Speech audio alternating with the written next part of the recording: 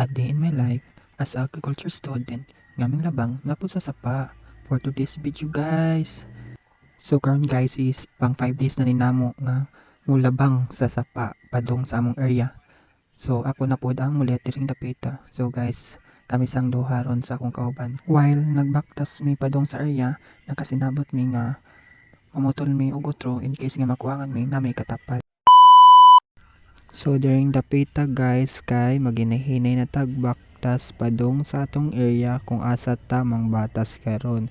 So mao din ni akong kauban ron guys. So naginahinay na migbaktas ug mao ni ang James sa Vicio Bilyaba ug mao ni ang kabasakan nila. So karon maginahinay na migtabok during the pita.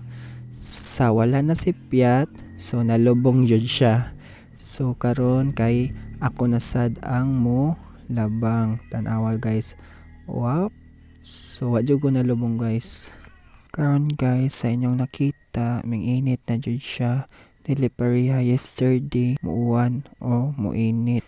So nakalabang na day mi guys sa Kalapukan ug asa nalubong akong kauban. So mao ni guys padong namin sa mong area kung asa may magbatas.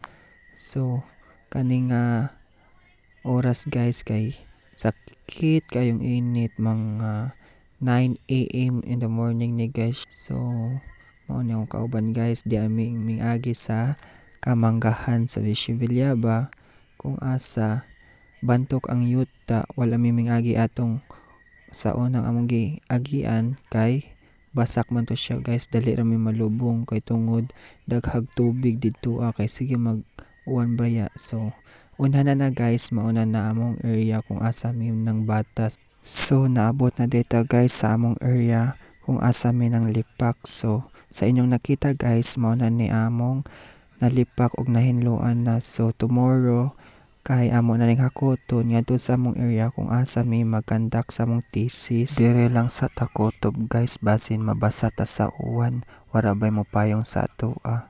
So bye bye Team Eroy.